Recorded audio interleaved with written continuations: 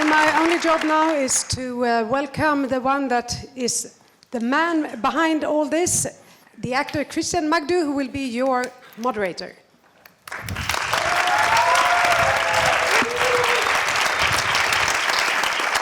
Thank you, Anna Saner, for that wonderful introduction. Welcome, everyone, and thank you, Henrik Brandt, for this amazing intro video. Give it up for Henrik Brandt at Brandbom Film. What a guy. Well, there's a lot of you. Welcome to A Date with Hollywood. This is a historical event. This is the first time in Scandinavia, and I think I would venture it's the first time in Europe that 4 top people from Hollywood arrive to meet you guys, inspire you guys, and workshop with you. That's amazing. I am so happy to be the moderator here tonight. My name is Christian Magdu. I'm an actor. You may have seen me here in Sweden in shows like Beck, Oskyldigt dömd. I've also worked in Hollywood, for example, with Iliana Douglas on her show, Easy to Assemble. Some of you may know Iliana. She's on Welcome to Sweden right now. She's playing Greg Polar's mother, I believe. Also, I've worked with HBO, Animal Planet. I am a member of SAG-AFTRA. So the idea that how all of this came about was people kept asking me for coffee or for lunch and asking me about Hollywood. What is Hollywood like? How does it work? How do I get there? How do I get a job? How do I get a manager? And I was thinking like, sure, I'm somewhat, qualified to answer those questions, but wouldn't it be better to ask the people that are at top level within their fields? I would say it is. So without further ado, I want to introduce the first panel member, Kevin E. West.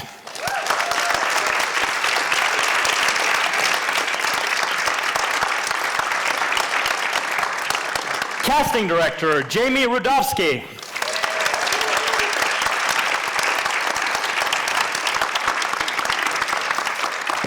Directing and screenwriting manager, Eric Williams.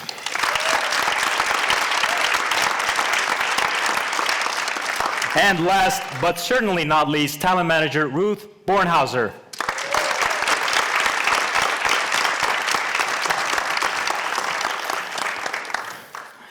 All right, guys, welcome you all. We're at the bar. We have water. Nice.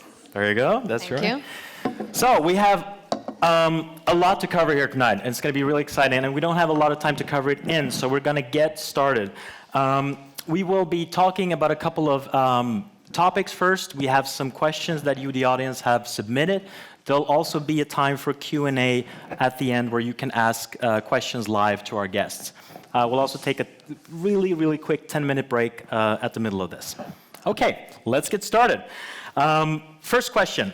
I just want to start with asking all of you guys in the panel to shortly introduce yourselves. Tell us how you got started in Hollywood, and what is it that has made you most excited about Stockholm so far?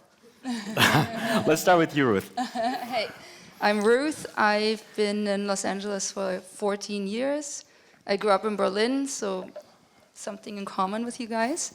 I started in Europe, always had huge passion for film, and that's what got me to Hollywood. That's really it.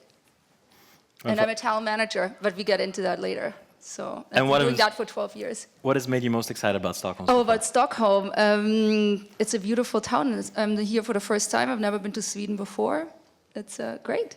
I've only been here for not even 12 hours. So, and I've been in this building all day long. So we'll find out later. Thank you so much. Eric. What was the question again? Whoa. No, I'm just kidding. I'm Eric. Let's see.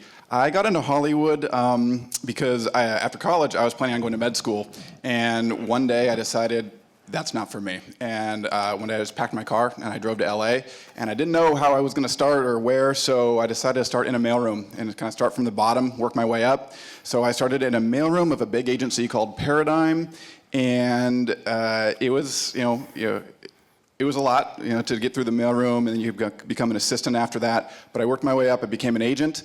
And then about 2004, I decided to join forces with my brother, who had a production company at the time, and start a management company. And so we're Zero Gravity Management. So I've been managing for about 11 years now, and I specialize in writers and directors. And let's see, Stockholm. Stockholm, yeah. Ice Bar.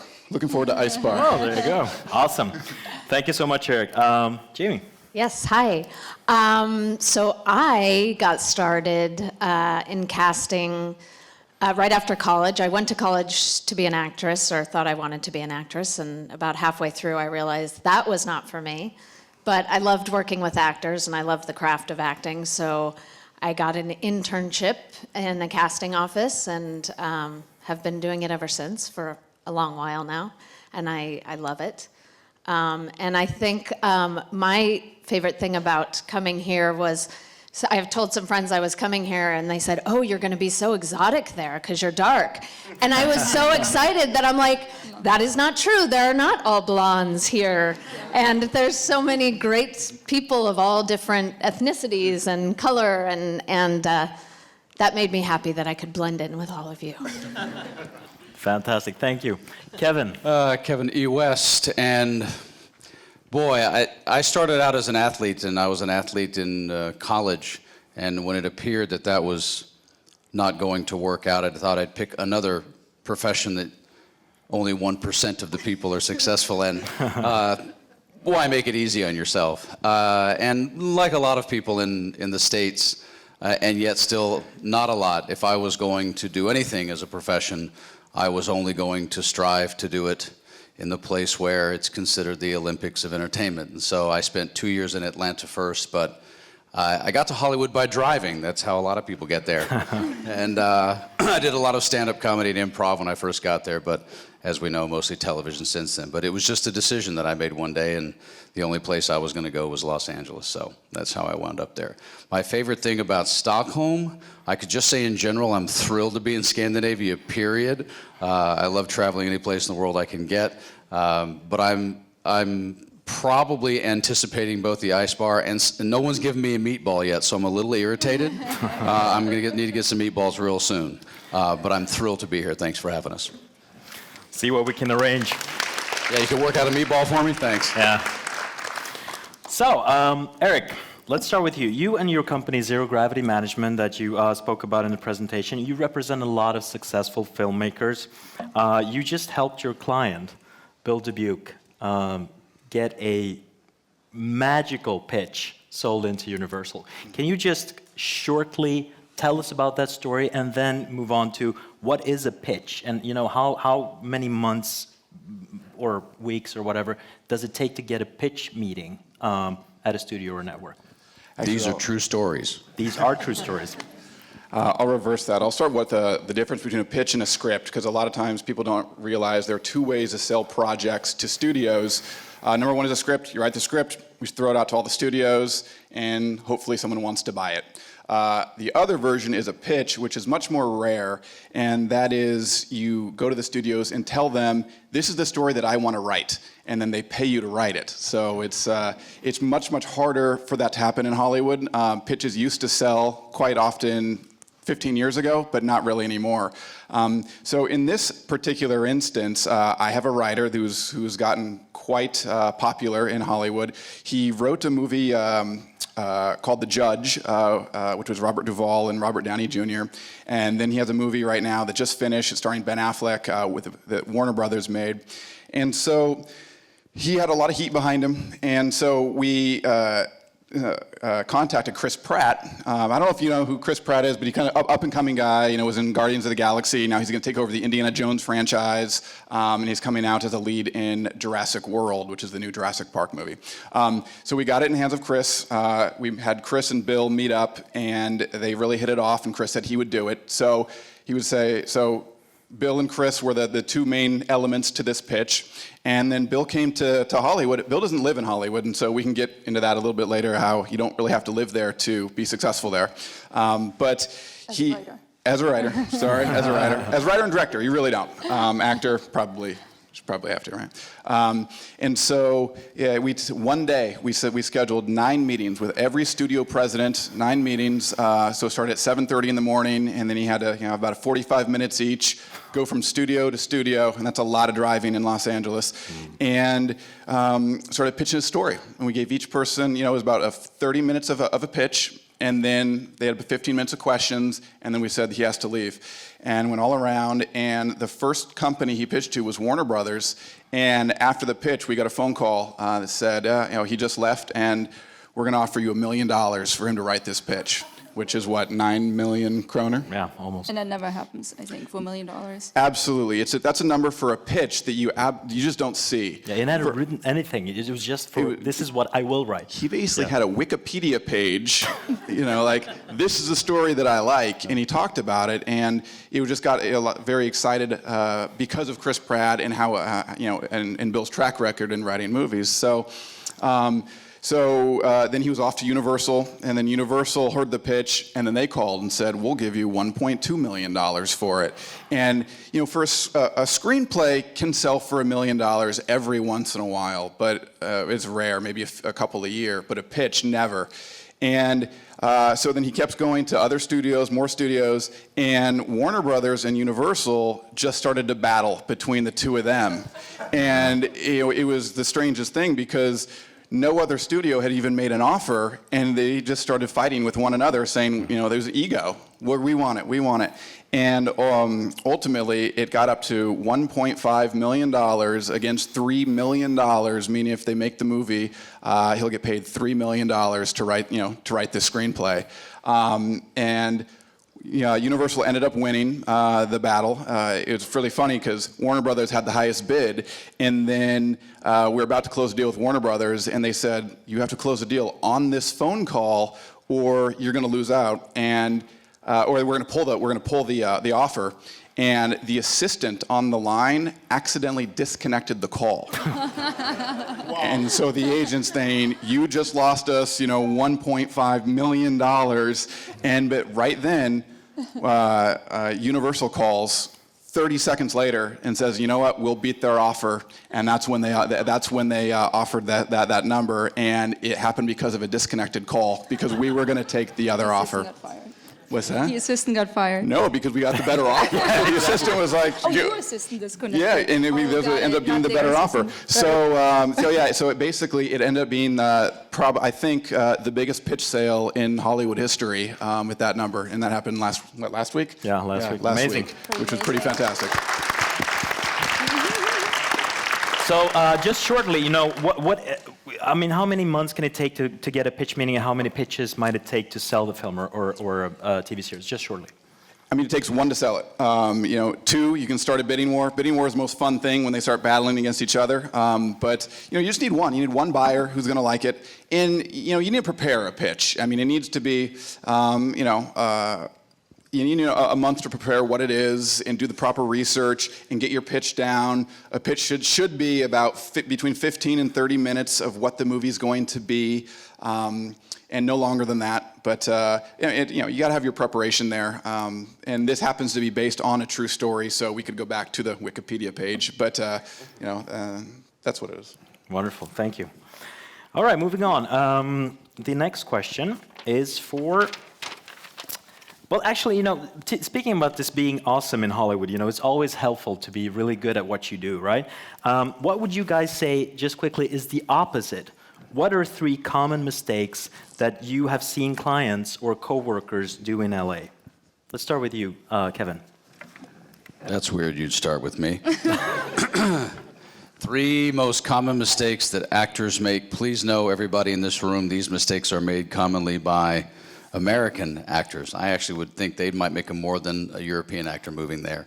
One would be not doing nearly enough research about the business, about the industry, and as much as you can, especially these days online, and having a sense. Something like this is terrific, but having a sense of both names of shows, names of people, not doing research on the kind of resources you could have before you would get there. I literally just had a conversation, I get phone calls all the time, from a 25-year-old man who had been through a university, got a bachelor's degree in the arts, and waited 3 more years to move to California, and literally had not done one piece of research on coming to Los Angeles. And I couldn't punch him through the phone, but I did want to give him a good shake for, are you kidding me?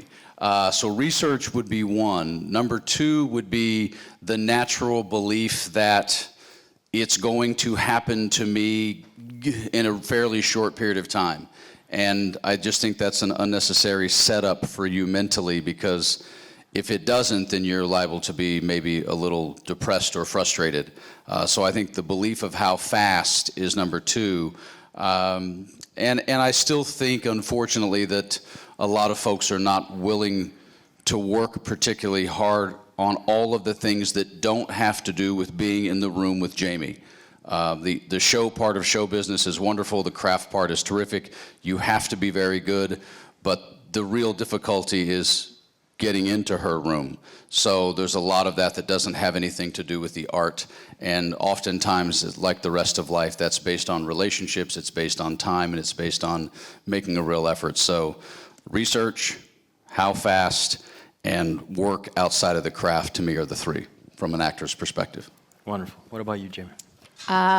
From the casting perspective, I'd say one of the things that gets frustrating for me is when actors do come into audition for me and haven't prepared or done their work. You know, I say to a lot of actors I teach as well, and I say, you know, being an actor, if you want to be the best, it's like being an elite athlete. So you have to work out, you know, and work out hard in order to be on top. You know, if you don't work out, you're not going to be elite. So each audition is a job interview. And if you're going into a job interview and I hear, oh, I just got these so late last night, I worked really late. Well, you know what? There's about 300 or more other actors that would have wanted to be in this room, and you got the opportunity. We can't, like, having excuses doesn't work for us. And you know, when you do see the actors that do the work and are passionate, and you see that they've really made an effort, that makes us happy. So, you know, and also, as Kevin said, doing the other work outside of it. Like when I say working out, that means continuing to do other things and not just waiting for auditions, but doing your own. There's so many ways to do your own work, to make a short film, to be in a play, whatever it is, to get your workout on so that your muscles are continuing to work, so that when you do get that opportunity in the room, you feel strong. Thank you so much. Eric?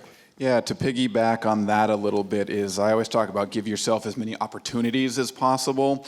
And I can't tell you how many people, writers and directors, come to me and they have their one piece of material, their one script or their one short film that they directed, and they say, go sell this. And sometimes you can, sometimes you can't. But if you give yourself more opportunities and continue to write or continue to just go out and shoot movies or shoot short films, the more opportunities you give yourself, the more chances that you're going to have. And so it takes so long sometimes for me to get somebody a job or for them to start working, that if they have 5 things I can show, then that's a lot better than if they have one thing that I can show. Because you never know, when something is going to land or who's going to like what. And so if you just keep giving yourself more opportunities, and that's. But people don't. It sounds obvious, but people don't. They want you to sell their one thing. But I always tell directors, have 3 great new ideas of projects that you want to do. For writers, have 4 scripts that you love that you can allow me to push out there into the marketplace. But it just keep generating content. Good to hear. I'm learning a lot from Eric here tonight, from all the writers that are coming to me for questions. But I only represent actors. I totally agree with what Jami said and Kevin said, and there's not even that much to add even from my perspective. Definitely do things while you're not auditioning. Be in plays, take workshops, be in class and all of that to constantly get moving. I also must say, I take actors much more seriously even in Los Angeles, where theater scene is very small, if they're even 100-seat, kind of theaters, because I know they're true actors, they're real actors, and they're not just out there to be famous or whatever other reasons. And then also the other thing that's important to me is, as a manager, once you go out on an audition, let it go right after you're done with the audition. Don't harp on the audition. The next one is maybe tomorrow, maybe in 3 weeks, but If this one is not it, then there's nothing you can do after you did the audition. There's no magic we can do. If it worked out really well, that's when we start to make phone calls. And you may have been brilliant, but it still doesn't go further because you're just not the right person for that job. And that's also, Jami could, I'm sure, very much get into. It's sometimes you're just not the right person. Just let it go right after the audition and don't harp on that one and focus on the next one.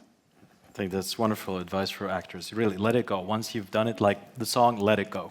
Perfect. Right. Preparation comes first, and then let it go. Exactly. So wonderful. So Ruth, connecting to that, as a top talent manager, which you are in Los Angeles, everybody who heard you on the radio today know the difference between a manager and an agent. But just in case not everybody listens or not everybody knows, this is a 4-part question, short ones. What is yes, it's 17-part question, so this is for $5, the first one. So what would be the biggest difference, in your opinion, between a manager and an agent for an actor? It's very small these days. And I get asked this question about 3 times a day, at least, every day. So, I mean, there's some actual real technical differences. One of them is that we can produce. And actually, one of my colleagues is a producer on Masters of Sex that you guys cast. So we as a company stand behind it. That's an actual real technical difference to agents. They're not allowed to produce. And the other main difference is that we have a much smaller client list. I only look out for about 15, maybe 20 people maximum. Our company has about 80 clients, something like that. We are 6 managers. And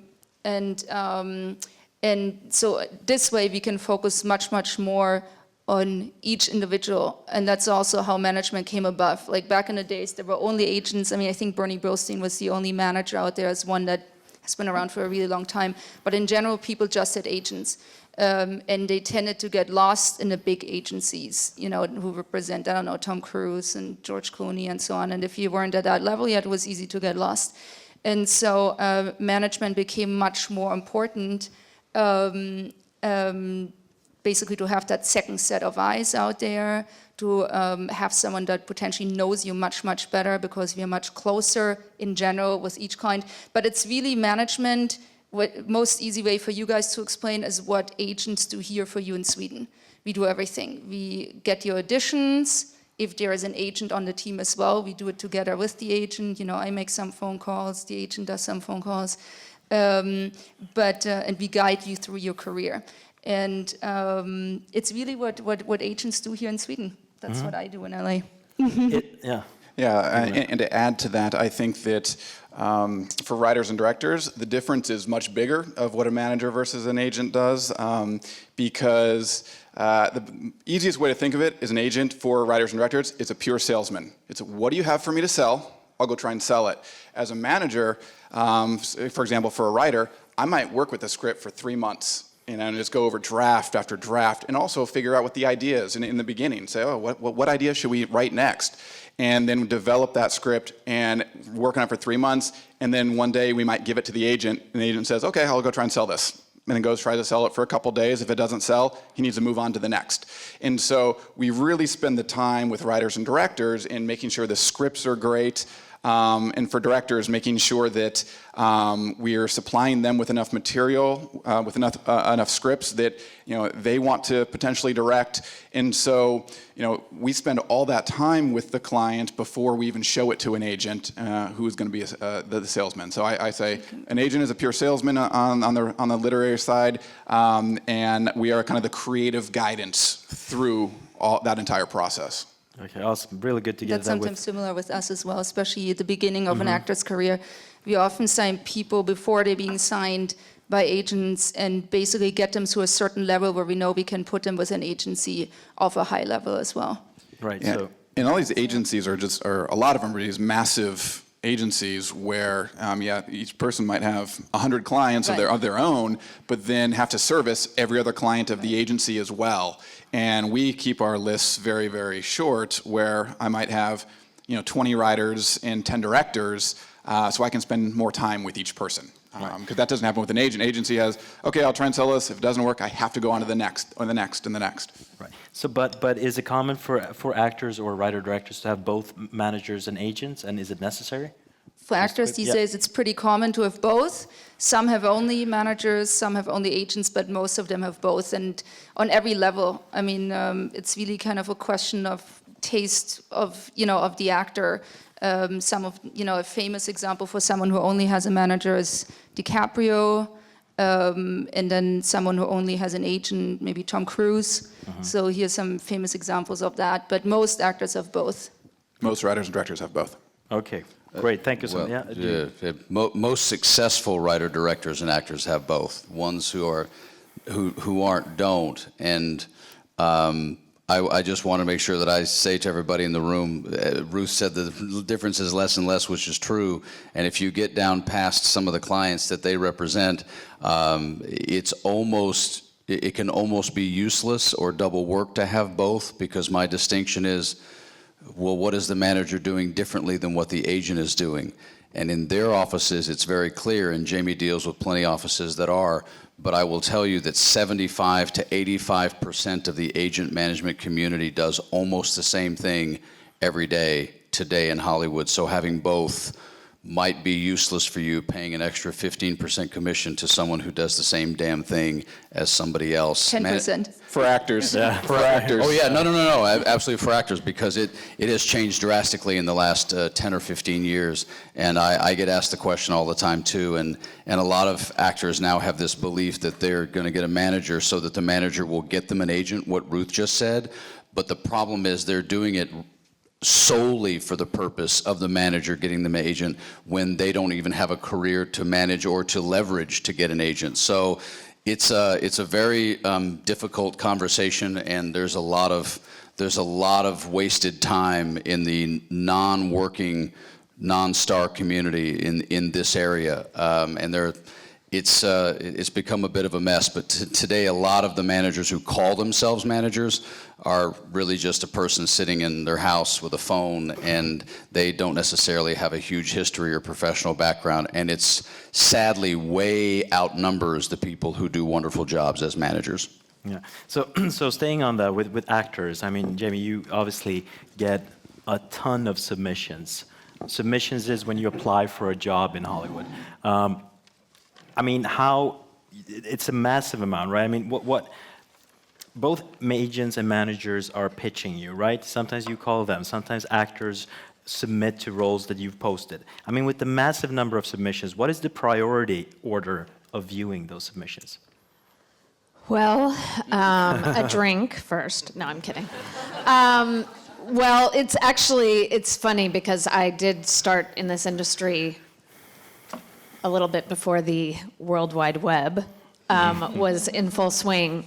So we used to just have headshots, like piles and piles and piles of headshots.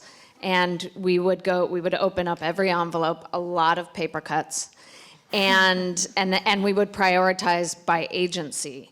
It's also very dependent on the roles that we're casting. For instance, right now on Masters of Sex, we're casting 2 new characters that are going to be spanning over the whole season. They're very crucial roles, and for those, we will go to the top tier agents first. We even go to them before we put it out to the wider community, saying that we're looking for this. We go to the top agents and managers and say, we're looking for this kind of character. Who do you have? Who's maybe they really want to have someone who's of name value as well. So we make lists and do all that. Then we'll go to the other tiers. But if I was casting the nurse on Masters of Sex that has a few lines, then I try to go through all the submissions. Now they're online. So each role, I could get upwards of 1,000 people submitted. So trying to figure out who to bring in out of those 1,000 people, there's a lot of stuff in there to figure out. But I also have been doing this for so long that I already know a ton of actors. I meet actors through going to theater, workshops, all these different things. So sometimes if it's a nurse role for a couple lines, I already have in my head people I could bring in.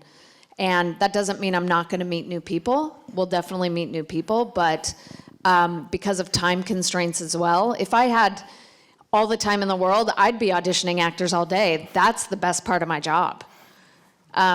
Doing the business side of it and, managing the deals and the schedules and all that, that's not the fun part. The fun part for me is being in the room with the actors and working with them. So I wish I could do it all day, but I can't sometimes. So it's really, you have to prioritize by how big the role is, what kind of actor we're looking for. We also have to consider if this actor is going to be on the show, working with the actors that we have on the show, Michael Sheen and Lizzie Kaplan, we're going to want to put an actor next to them that can stand up with them and not, and give them what they need. Because, so I even think about that when I audition small roles, that if someone comes into the room and is nervous and unsure and should I sit or stand, and I'm like, oh boy, well, I'm not putting you next to Michael Sheen. You might give a great audition, but if you're like hesitant about this, I won't feel comfortable casting you for the role. So did that answer the question? It did, yeah. And staying on that, I mean, as an actor, I think what's on a lot of people's mind is if I'm, as an actor, not represented by a top agent or a top manager, what can I do to, get on your radar, to stand out in the submission process? That is a good question. I think, again, so many people, it's interesting. There's a fine line because now with the internet, there's a lot of different ways for people to reach out. And sometimes there's a line and you can't cross that line. If everyone, have people have Facebook, right? And I have my casting director page and I have my regular page. If I went through right now to see how many friend requests I have on my regular page, I think there's around 800, and I would say 95% of those are actors. And you're not my friend. I'm sorry. I'd love to meet you, and I'd love to know more about you, but not via Facebook. It's hard, it's hard when you don't have representation. But some casting directors are very open to meeting new people and looking through their mail, physical mail, and saying, hey, I just moved here, here's my reel. But again, it's like if everyone had my email address and sent me, I don't know what I would do. You would change your address, probably. I would. Yeah. But I also, like I said, it's just from seeing, I see a lot of theaters, so I meet a lot of people that way. On my last episode of Masters of Sex, there was a guy, this is a great story, there was a guy who I saw in a play, because my friend was like, will you please go see this play with me, because this guy that I used to work with is in it, and I went, and this other guy in the play, I was like, I love this guy, where'd he come from? Never had met him, I always held on to his picture. And I brought him in for Masters of Sex once, and he didn't get it. And then he reached out to me, I said, and he didn't have an agent or manager. He had done a lot of theater in Chicago, and I said, what can I, if I can help you, I will. I'm a pretty giving person. I would, if I could help everyone, I would. So I said, what can I do to help, and I gave him some ideas of,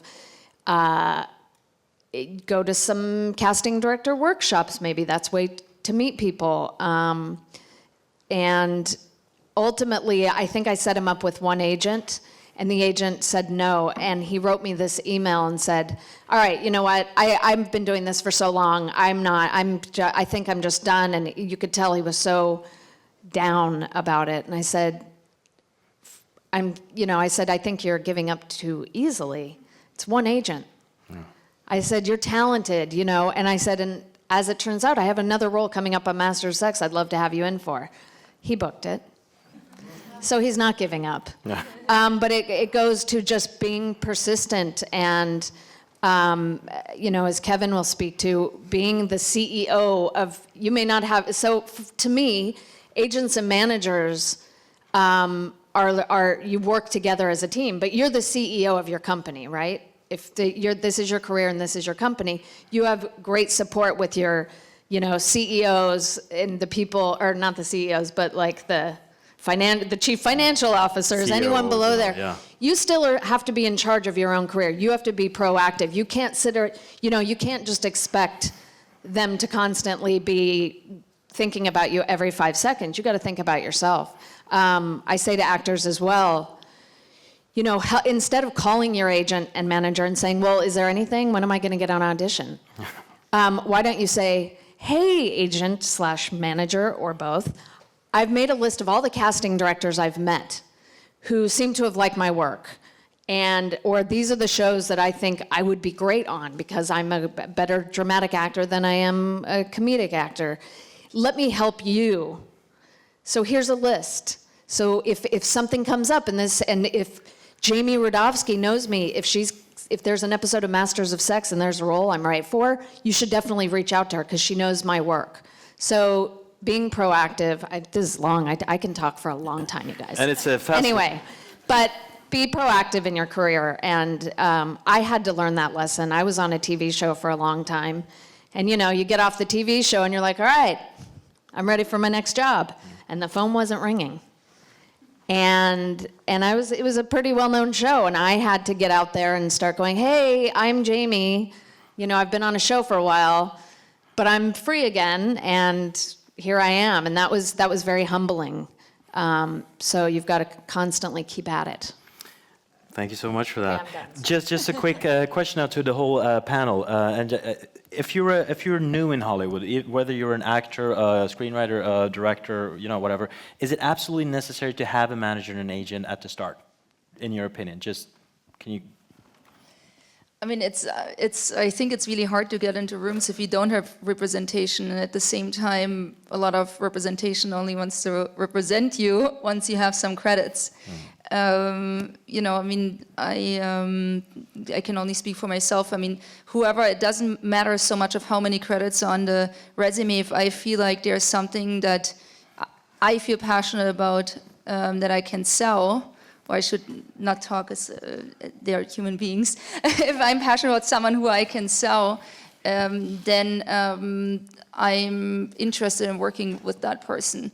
And that doesn't necessarily have to be a really long resume. It could have also, like Jami said, been a play where someone really stuck out. Of course, the younger they are, the better, the easier to get representation.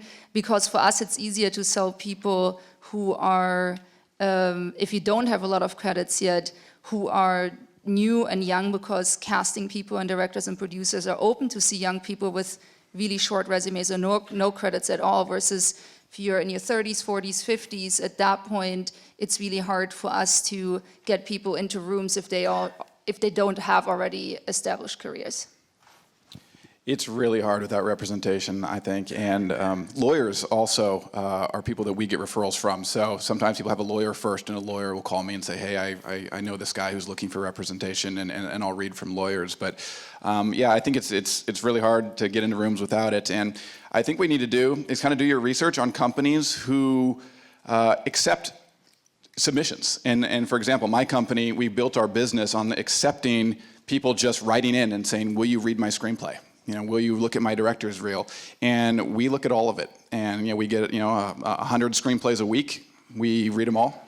I don't. I have people. But the best stuff gets kind of filtered up. And you got to find companies like that who's willing to accept your material. And I think managers are a great place to start, because most producers and studio executives and agents usually want it to come from a manager, and we're more accessible.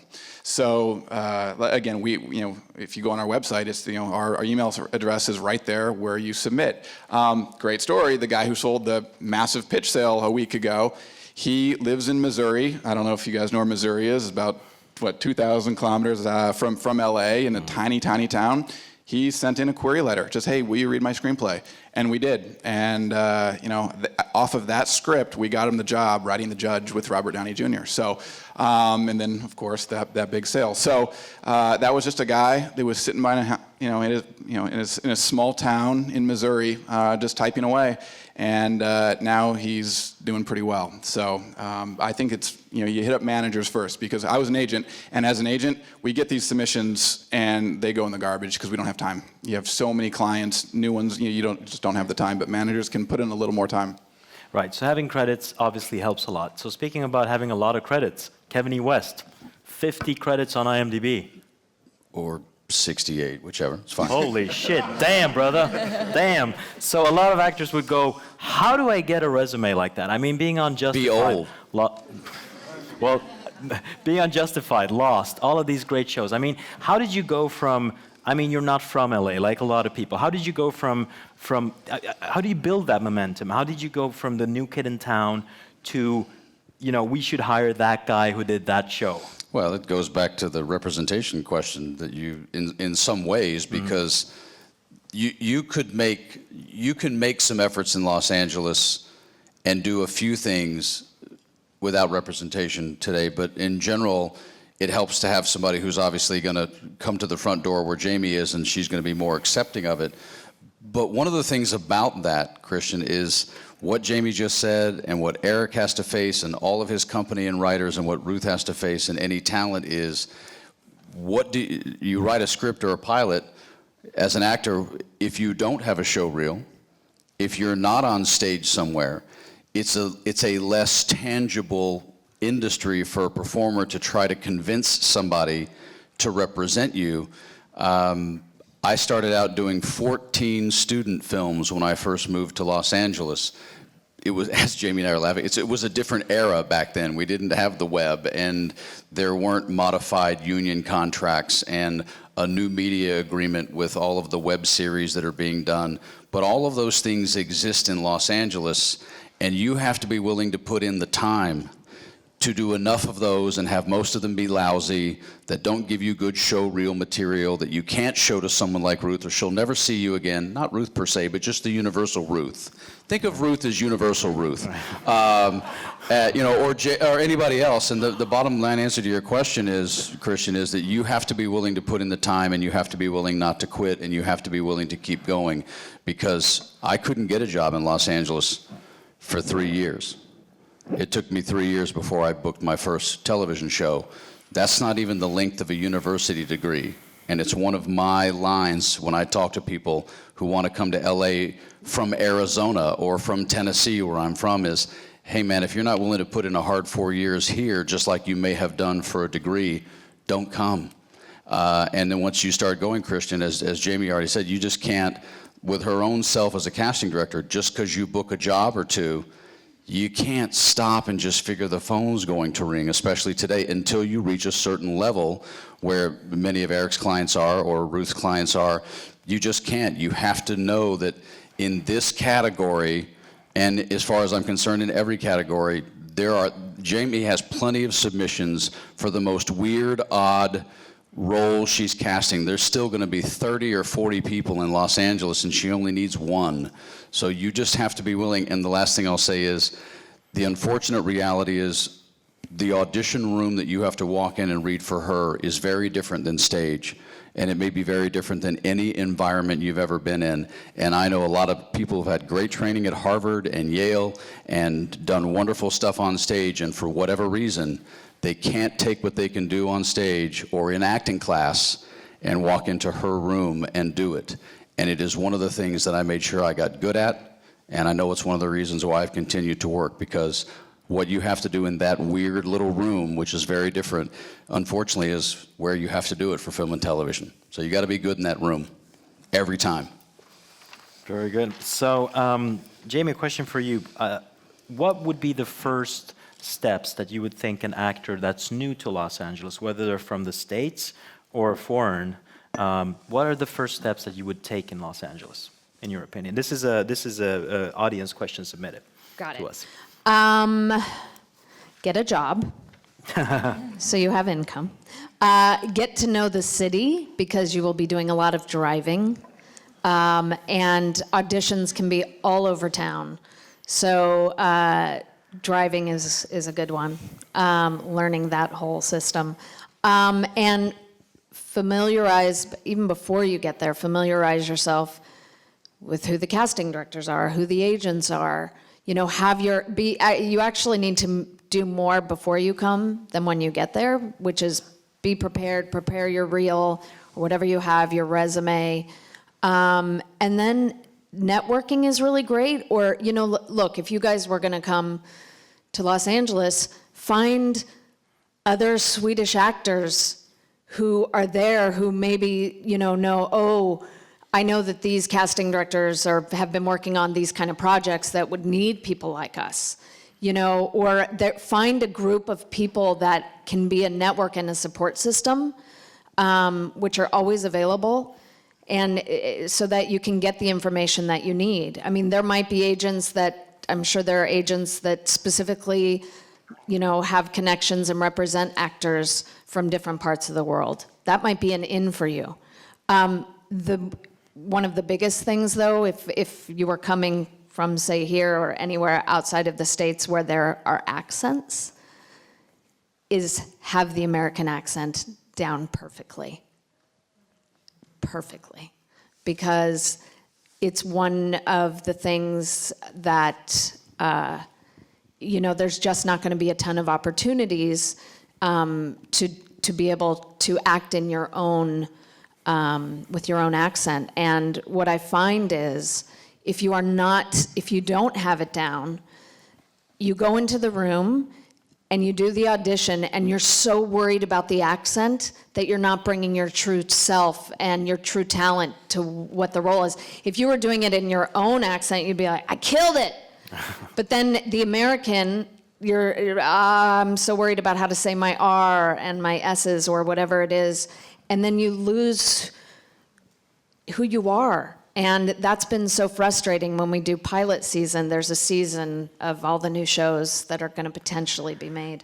And there's so many actors that come from Australia, London, and, you know, all the agents are like, you got to meet my new guy and they may be the hottest shit, if you'll excuse my expression, in Australia. They may be amazing, but they come into the room and they can't do the accent and they're like blank. And I'm like, I saw your reel, I know you're great, but you're bringing nothing. And it's because they're so caught up in the accent. So if that's one thing you can do for yourselves before you come, get it down perfectly. And yeah, on that note, I think there is something called American accent training. So it's something that you can actually get on Amazon or buy online. So there are CDs for that to practice. So that's really a recommendation. Now, to another audience question, this is also an anonymous question, to representatives, you know, what is the most extreme thing that an actor, writer, filmmaker, director has ever done to catch your attention? Please keep it PG-13. No, I'm just kidding. All bets are off. Now I don't have a story anymore. Good question. Sometimes I get nice presents. I've gotten T-shirts before, different things. I actually got a query letter a couple weeks ago that the query letter itself was about 4 pages long, and I was the star of his script. And I was like, That's great. it's like, I enter Eric Williams' office, and I was like, oh, all right, that's kind of cool. All right. And I said to my sister, I said, go get the script, because that was pretty cool. But you know, some people try to be very creative when they kind of write to us and ask for us to see their material. I just like professionalism, and if someone can write in a letter and say, hey, here's who I am, here's the log line of my screenplay, here's 2 paragraphs about what it is, I really like that. Of course, if it's, you know, funny or, you know, that gets your attention too. And for directors, a lot of times they'll send in, same thing, they'll email us and have a little link and say, oh, here's my reel, or, you know, here's one scene from the movie I directed. So that always gets your attention as well. But extreme, I don't know, not too extreme, I guess. That's that's awesome. So, Christian, can I say anything to either two of those things real fast from this perspective? You are most and welcome. I'm saying this as much for Jami and Ruth as I am anyone. I'm a complete goofball. Just ask my teachers in school. but I would tell you today that extreme stuff will just get you arrested. Listen, this is not the 90s, and it's not back when I first moved to Los Angeles, and because I did a lot of stuff that was out of the norm, but it wasn't extreme. I was the king of walking into offices and being successful at it, but it wasn't because I did weird shit. Today, weird shit, because of the world we live in and how much smaller the world is now because of digital technology and internet communications, I would urge you to hear exactly what Eric just said. Direct, short, brief, professional, smart, sharp.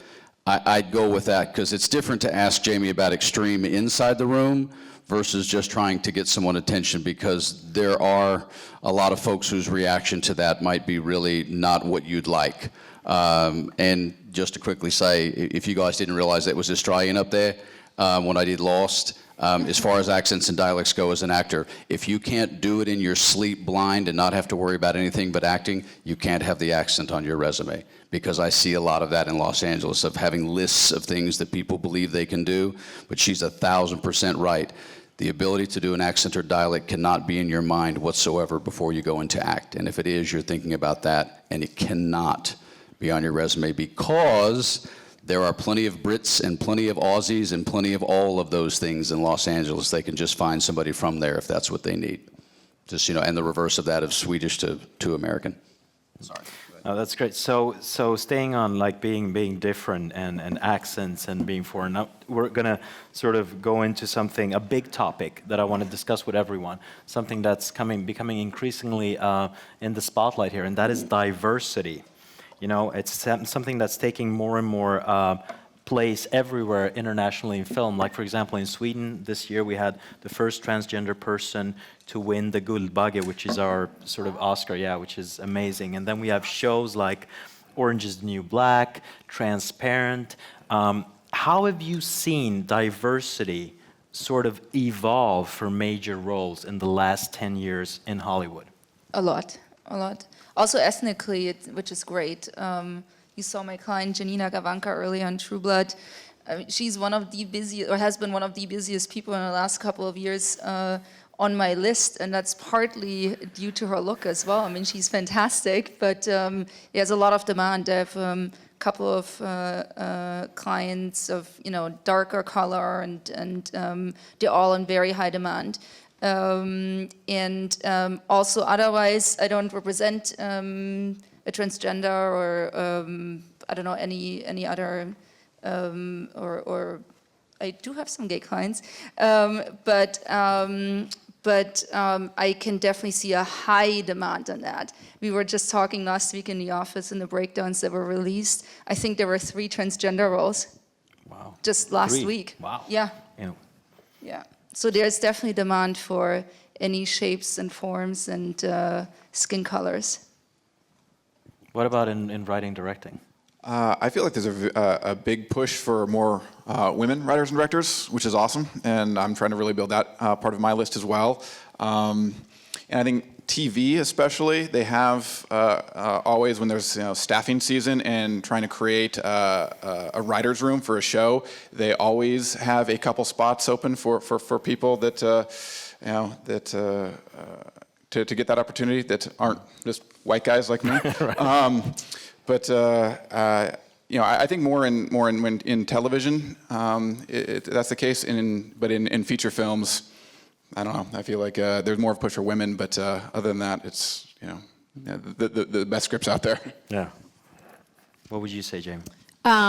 Well, we are actually there's a lot of pressure put on television shows, casting directors to give opportunities to diverse actors.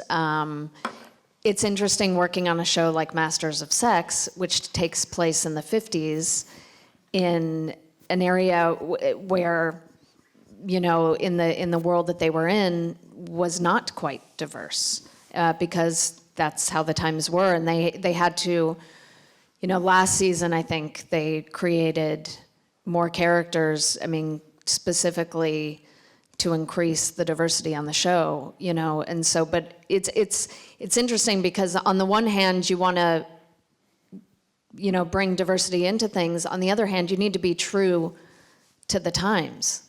So the lines get a little mixed sometimes because, not necessarily just on Masters of Sex, but I've worked on other shows where they're like, you have to have diversity. And we're like, that's not how it was written. I mean, I worked on a pilot where there was a woman that was supposed to be like 45, upper crust, white, you know, and we tested all these women for this part, and they're like, no, the part has to be diverse. We ended up with like a 28-year-old African-American woman, and it just didn't work. It didn't make sense to what was written and how the other roles related to it. So it, as much as we want to do it, sometimes I think the lines get a little blurred, and it doesn't become about the actual project and what serves the project.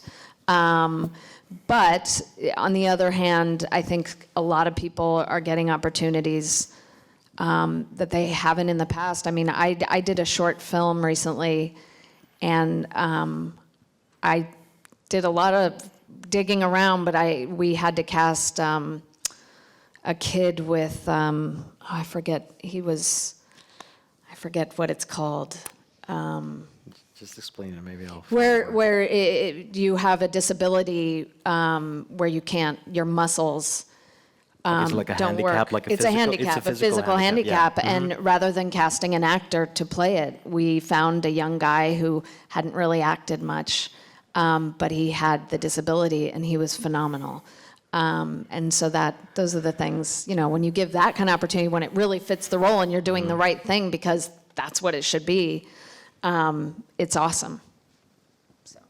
Wonderful. Well, being the white actor up here, it's a really important question, and Eric is 1,000% right. I would tell you, since Christian, the question has to do with the top of Hollywood, and most of my career has been in television. It's unequivocally changed more in television than it has features in America, for sure. And of course, the top part of that being what we think of as the stars or the series regulars, and then there's the guest star people and then everybody else.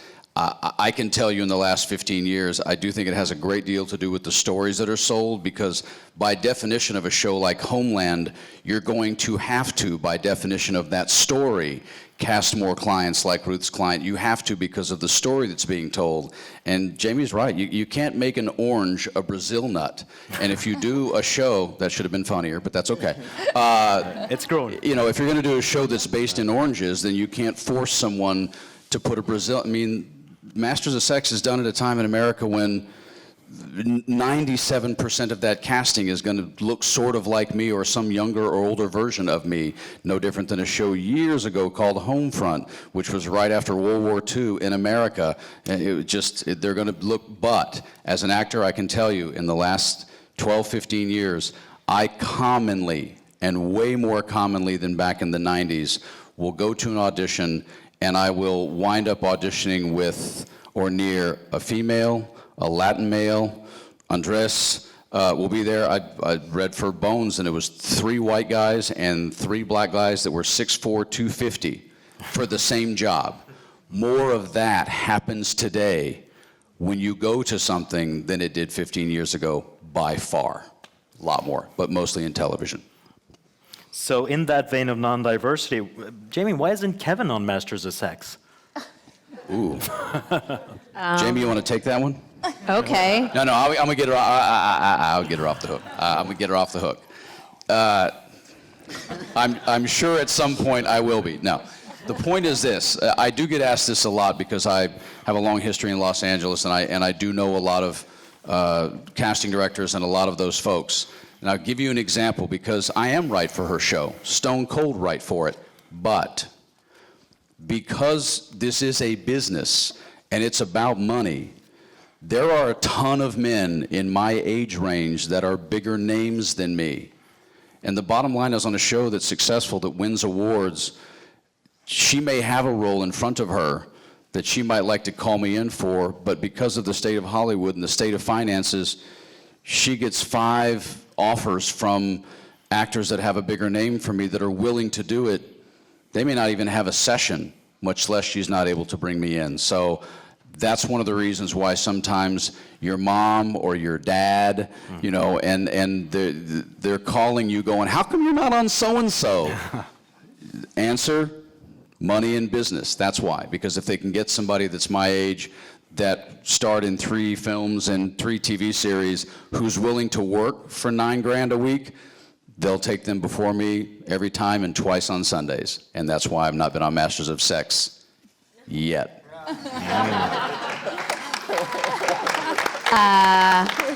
Also, we just haven't had the perfect role for you yet. So I'm just waiting for that to come along.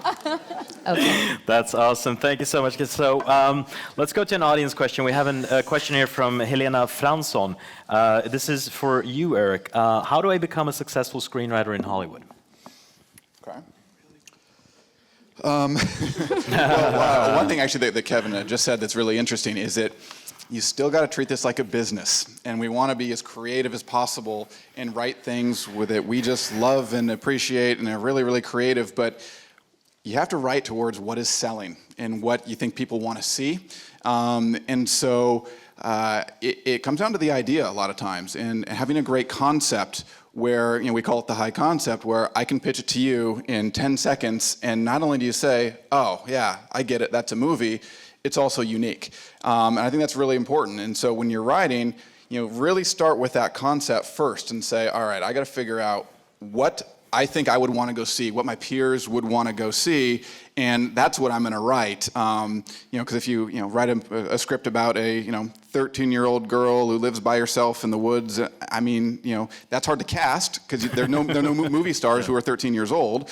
And so we look at it as a business, and we break it down even further. And kind of our philosophy is we tell our clients, produce the movie before you write it, meaning put it in a location where it's easy to shoot.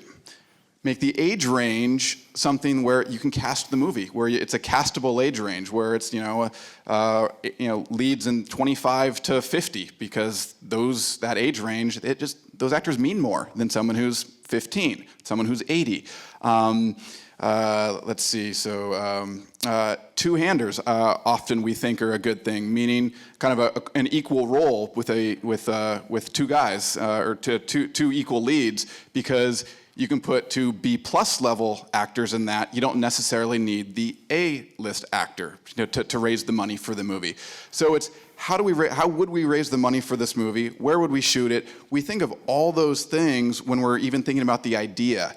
And then we'll have a client go and just write the script based on that idea. And then suddenly it comes in and it checks all of the boxes of the business side as well as the creative. And so I think that it comes down, find a great concept, something that you know and you love and that you can write about, and then it comes down to exposure. You do your research, you look at the companies who accept submissions. We call them unsolicited submissions, some submissions that can come in and will be read by that company, because a lot say explicitly, no unsolicited submissions, and then, so that means don't contact them. So find the companies that will read your stuff, and then get it out there. Don't treat it like it's a precious thing. You want as many people to read it when you're breaking in as possible. So, do your research, email your script out, get it into as many people's inboxes as possible. Great advice. Can I also add something on the lit end? Tell me if you feel different about it.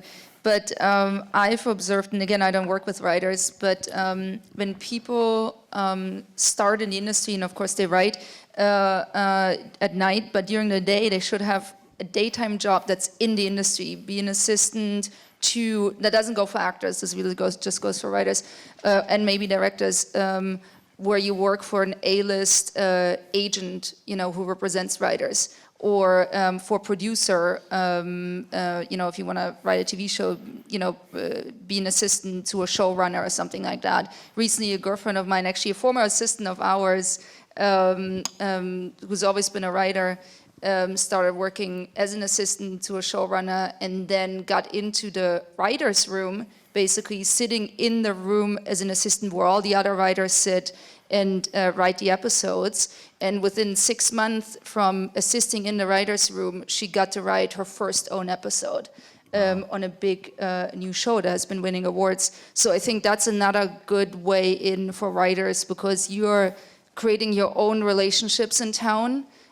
People take you seriously. You have people reading your scripts. If you can't just find representation because Eric, maybe didn't love the one pitch that you sent to him, but now you're assisting a really big producer, writer, or a really big literary agent. You have people that will read your scripts, that are taking you seriously. And I think that's another great way. Yeah, absolutely. I agree with that. And it does come down to exposure, because if you can create your own contacts, then you can send them your material and you have a greater chance of them accepting your material. The other thing, actually, I would say is read scripts, especially ones they're selling. I mean, if you want to write for Hollywood, you can go online and find all these scripts online of movies that are selling, movies that are get made. Go read them, because they're selling for a reason. And you want your own style and your own voice in any screenplay, but look at the people that come before you and look at what they've done, and you can kind of learn and realize kind of what it takes. Yeah, Christian, 5 seconds. Deadlinehollywood.com is in the world we live in today. There's not really a reason to not be aware of this if you were considering moving. But whether you're a writer or director or an actor, one of the issues with Los Angeles, you can live in Los Angeles and be busy and be nowhere near the industry. So what Ruth said is incredibly important, because she's talking about a writer being at least around people who are in the industry that are doing things while they're trying to build that. And as an actor, you can be in Los Angeles for years, and I've seen it for years, and be very busy and be nowhere close to actually being involved in your industry, because that is how the industry is inside of the city. Because it's easy to get to Los Angeles, it's just a plane flight. But I know people who move there all the time who spend 3 years there, and they never really got involved with being there for being in the industry. It's easy to do. It's just a big place. That's really great advice. I mean, I'm going to stay a bit on you, Ruth, because we have another question from the audience, also an anonymous question. A lot of shy people. What do you look for in a client? How do you actively pursue new clients? So many different venues and ways. I mean, of course, something that we love to do is go to film festivals and see films that are getting some attention, but aren't, not everybody has seen them yet, and discover people that way. And sometimes in the theater, but in particular, what sparks for me within a particular person? I mean, it's hard to tell. It's so subjective. It's of course talent is important, and then in combination with a certain look that I feel like I can sell. Can be, of course, incredibly good looking, but no, it could be just a great character face. Someone that I feel like that I can sell. That's really the most important thing for me, is that I am passionate about that person. Sometimes I get submissions from people that are very, very interesting, but for some reason I feel like I'm not 100% the right match for that person. It doesn't mean that that actor or actress couldn't make it really big in Hollywood. It's just not right for me, so they should find someone who's really excited about them, because at least in my case and most colleagues I speak to, you need the excitement to be able to sell someone every single day. And we get a lot of no's as well, speaking to casting or to directors and producers. So you need to be really, really passionate about someone to stick with that person and to continuously get them out there. Awesome. But it's very subjective. It is, of course, yeah, like everything. So it's before we take the break, we're going to finish on something for the whole panel. It's called taking control of your career. I mean, a lot of people in this business, whether you're an actor, a screenwriter, a producer, a director, you can feel that I'm banging on doors, I'm trying to get stuff, made, I'm not getting any good feedback. Like, Actually, I'm going to do this. I'm going to ask you quick questions that pertains to taking control of your career. We'll start with you, Jami. Do you take any real time during office hours, or your own time for that matter, to click on links and search for unknown talent, like on YouTube, or how often do you view a show reel that you might get, a demo reel on DVD?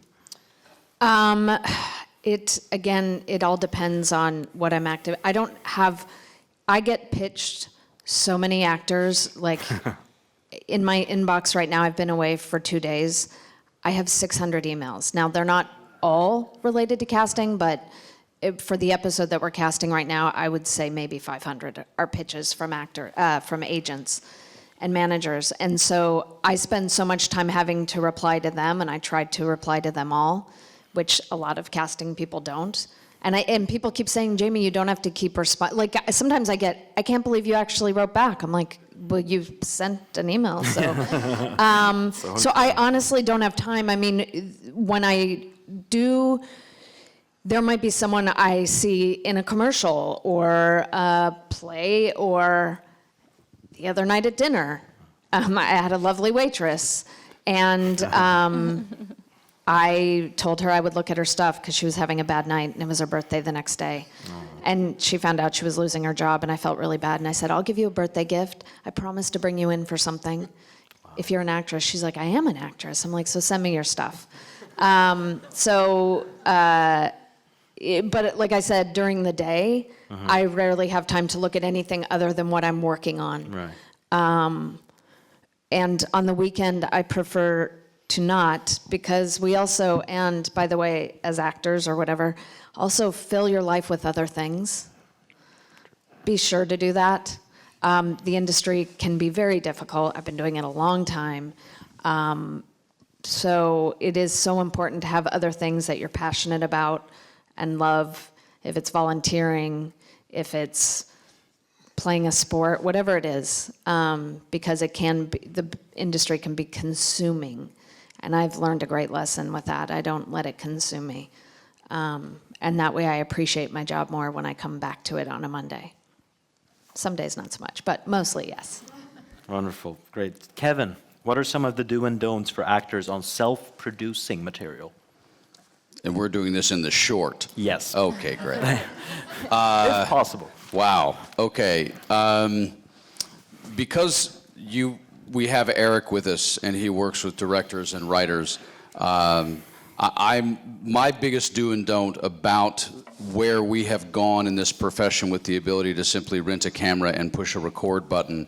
I'm not tap dancing on anybody's ability. I don't know you guys personally, so I'm certainly not speaking to you personally this way. But I will tell you, as the founder of the Actors Network and having watched 5,000 people come through that organization in 23 plus years, and having lived in Los Angeles for the years I have, I actually know quite a bit about a lot about this industry that I could do.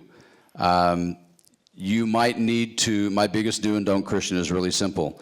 Don't believe that you have proficiency and professional level in 6 other careers that you've never done before. That should have been funnier too. They're like, meaning, if you I just want you to imagine this scenario for a moment, whether it's for a day, for a weekend, or for a week. I'm gonna go shoot my own stuff because I need a reel, because Jami needs to see it, or Ruth needs to see it. You're gonna write something, direct something, be an art director, equipment rental, the camera person, and eventually post, but you're also gonna star in it at the same time.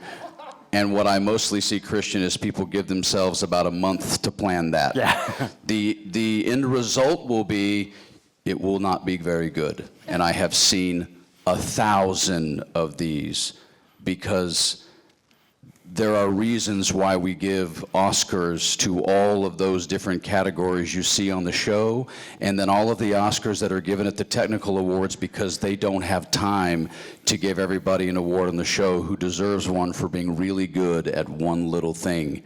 Be more humble. I can be considered a smart ass and cocky on times. Shocking, I know. Yeah. But I'm really humble about what I don't I'm really humble about what I don't know and what I'm not extremely proficient about, and that's the biggest do and don't I see, is people do not give themselves enough planning time. They don't give themselves enough prep time. Guys, whether you shoot for 5 minutes or 5 hours or 5 days, it's a production. And so what winds up happening is the self-produced material looks like something that you got together with your buddy Billy and shot in the backyard with a goat and a pool and a ball, and it's just not very good. And unfortunately it winds up being, sadly, because I'm on your side, I'm one of you, and I feel this. you wind up, as she said, you get too depressed too fast. I've seen too many people leave Los Angeles too fast because they were too energetic and didn't take those things seriously enough to make sure that at least it was a good learning experience, even if it wasn't brilliant, that it wasn't awful. So the do and don't is understand you're not a 7-hyphenate professional, and it takes more pre-production time than you probably imagine by about 5 times. Great, wonderful. Ruth, do you or the company you represent, do you recommend that the talent managers search the web or pay attention to actors on different platforms and finding them? Yeah, I mean, I look for actors in all different places. I sometimes, actually quite often, end up on IMDb for hours while I'm on the phone pitching people or whatever I'm doing, or when I'm watching TV at night, looking everybody up that, oh, who's this person again? And then I'm on IMDb, and then all of a sudden, oh, this person was in this, and now I'm looking up all the other people that were in that, and so on. So I do that a lot, mainly on IMDb. But no, there's no but. Yes, I do. Yes, you do. Wonderful. And Eric, we will finish with you. How would a screenwriter, go about sending their screenplay to you or the company? And how often do you actually read a totally unknown screenwriter? Almost every day. Again, we've kind of prided ourselves on creating a company where anyone can kind of submit and we'll check out the material. Now, it doesn't take long to get into a script and realize it's not very good. Sometimes it takes a long time to realize it is good, but where you say, okay, that was great when you get finished with it, but you know right away when it's bad. And so, like an audition. Yeah. So sometimes you read 5 pages and you say, you know what, this person can't write, and you get it. So my advice there is, in your first scene, on your first page, create a good impression. Create something unique and interesting that grabs us, because again, we might give it 5 pages before we say, this didn't grab me. For example, I read at the gym. Okay, so I read on an exercise bike. So every single morning, I set my timer at 20 minutes, and I read a screenplay. And if you're not, if I don't love it, after a few pages, if I think it's really bad at first, I'll put it down.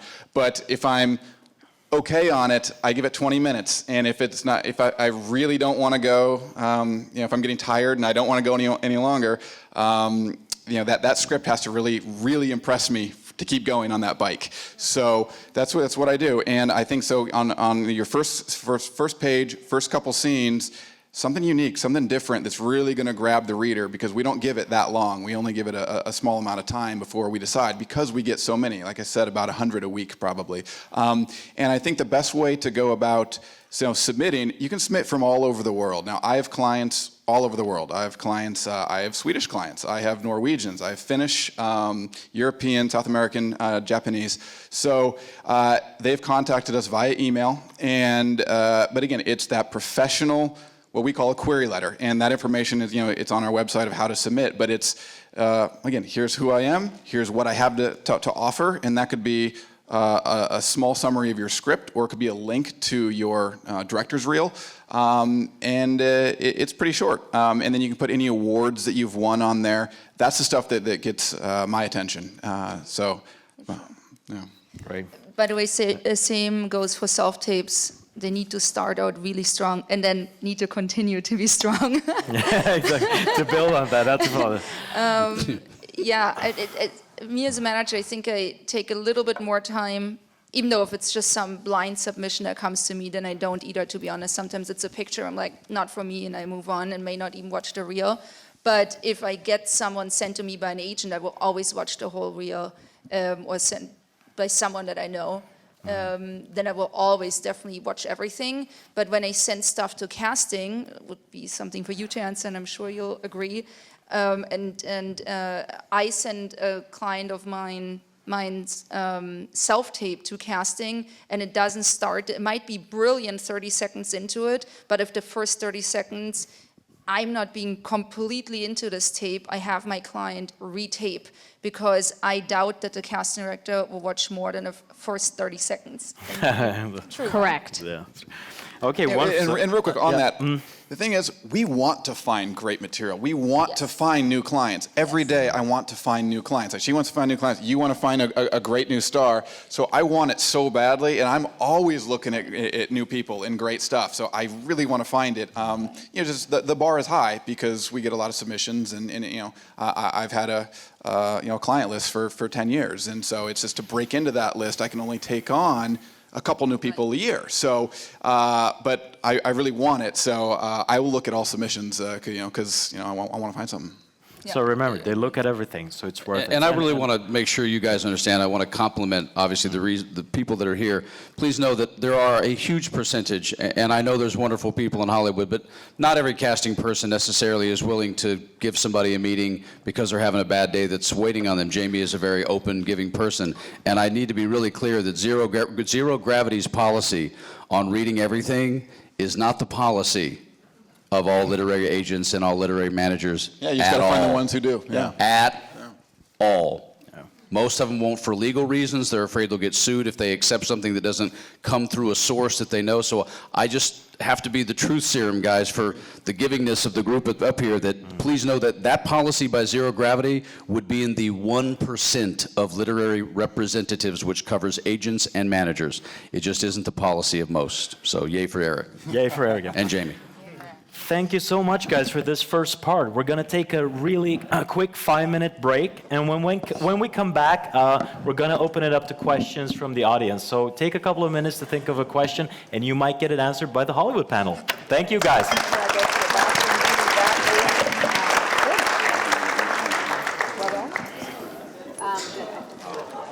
Great job. Thank you. All right, guys, let's try to get started with the Q&A. Welcome back to the Bio Victor auditorium. The way this is going to work is we have two wonderful people, Petter and Johanna, who have microphones. So if you raise your hand, they're going to come up to you. That's your microphone, thank you. And you get the chance to ask your question. Now, Kevin at the Actors Network taught us something in Los Angeles. He said, if you want, please say your name first so we can hear it. You don't have to, but it's always nice and good for everyone to hear your name. So, do we have any starters, any takers? First question. There we go. Don't be shy. Right down here. All right. Yes. What is your whys, as in what motivates you to do what you do, and what do you take with yourselves, like, on the journey to success that gives you strength? Okay, for me, it's my very big passion for film. 100% has always been the reason. That's why I moved to Hollywood. I love the product. These days, also great television, but I still have major love for film. So that drives me every day in seeing great performances. Cool. That kind of started as mine until I made that very first phone call to a client and said, the studio is buying your script and you no longer have to work at your day job anymore. And that was so cool. And how they just, they could stop working and they could follow their passion and their dream. And that person ultimately moved to Los Angeles and is a working writer now. And that was fantastic. And just know that you were part of that process is really great. I have a similar story. Like I said, I love actors and I love being in the room with actors, but giving people their first big job is one of the best feelings. And it's the same thing with making that call. We did a project with Jerry Bruckheimer on a pilot, and there was a girl who, when she came into the room, I was like, oh God, it's this girl. It's this girl. She's going to get the part. And she does not have a big resume, but she was fantastic, and she got approved, and we were jumping for joy because it's so much fun when you find someone new and fresh, and it's so exciting. So we called her to say congratulations, and she didn't pick up the phone, and we were like, oh man. And we're like, hey, it's the casting office. We're so excited. Oh my gosh. She called us back about 6 or 7 hours later, and she said, I am so sorry I didn't call you back, but I'm still working at the coffee shop, and I couldn't get a break to call you guys. And she quit that job soon after, and that's the best for me. I love that. Awesome. As a performer, it's two things. It's twofold because it's both outer and it's inner. I've made the comment a couple of times today. Well, that should have been funnier.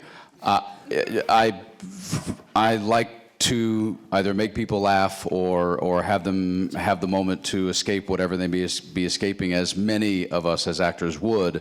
The other side, of course, is the psychological part of it for me. I was a double psychology major in that the fun and the intricate aspect of trying to figure out what pieces and collections of me I can take off of some words on a piece of paper and do it in a way that either they weren't expecting or I didn't even realize I might be able to do. And that's twofold for an actor, I think, for a lot of us. Awesome. Thank you. Thank you. Do we have any more questions? By the way, if you guys feel uncomfortable about asking in English, you can ask it in Swedish, and I'll try to translate the question for the panel for you. I'll translate. It's cool. Oh, yeah, cool. Or Kevin, that's fine. Oh, we have someone. Hi, my name is Magdu, and I have a question for Eric. You told us about what you would like to see in a query letter. Could you also tell us something about what you don't want to see in a query letter? That is, some common mistakes that people often make. Spelling mistakes kill me. Oh, man. If someone can't look at a thing and read one page and have a bunch of spelling mistakes, yeah, that drives me nuts. See, I feel all this, Fred. Again, I like brevity, so I like something that's fairly short but gets a lot out you. I don't like someone that writes a 3-page, here's what it is, or attaches, this actually happens a lot, they'll attach, here's the first 10 pages of my screenplay. There is a submission process, and once we will accept your material. We'll usually send out a letter that says, hey, sign this, and then you can send it back in for legal reasons. But if you're already sending your script, even 10 pages, that's not something that we like in the process. What else don't I like? Broccoli. Broccoli. No, I don't like broccoli at all. Dear sir or ma'am. Yeah. Oh, I'm all right with that. I like me, sir. All right. And if I'm ma'am, I don't know. There you go.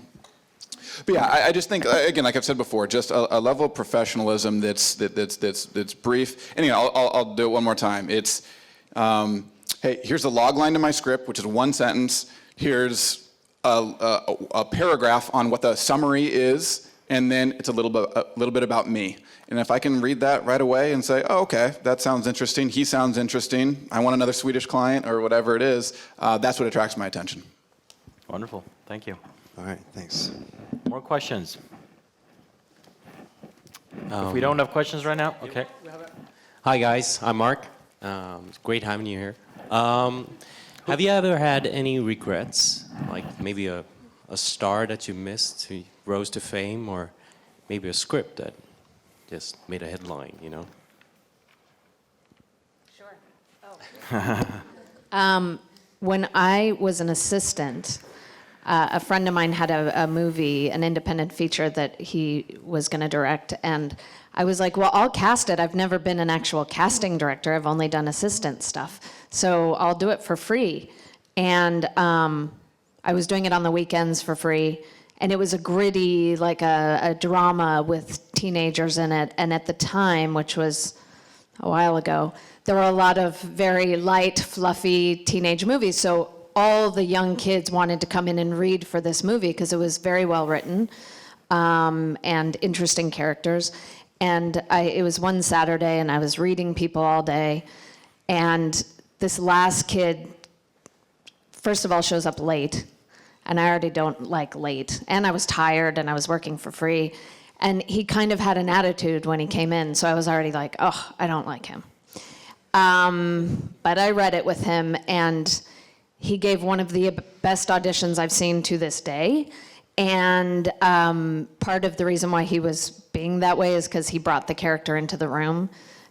He came in as the character. So I accept that because of who he is. We ended up having him sign a letter of intent, meaning once you do get the financing, I will be in this movie, because we didn't have the money to pay him. We never ended up getting the financing, and I regret that every day because that was Ryan Gosling. Yeah. And then I tried to cast him on Gilmore Girls, but he's so not right for Gilmore Girls. And I said to the executive producer, you don't understand, this guy is amazing. He is gonna be like, I'm telling you, we've gotta get him on the show. And he came in to play some football player or something, and I think he did it for me because he liked me, and he's like, okay. And he gave a horrible audition. He wasn't right for Gilmore Girls. That made me sad too. But he still became a big star. Yeah, we miss all the time. Yeah, I've certainly missed here and there. But I guess you kind of treat it as, you know, you got to keep moving on because there's nothing you can do. Actually, there's a movie coming out in the United States next weekend called Maggie. I passed on the script, and it's Arnold Schwarzenegger is the lead with Chloe Grace Moretz, and you know. Yeah, and it's good. I didn't like the script, but you know, all you have is your opinion, and you gotta trust your opinion, trust your gut, and if it doesn't work out, it doesn't work out. But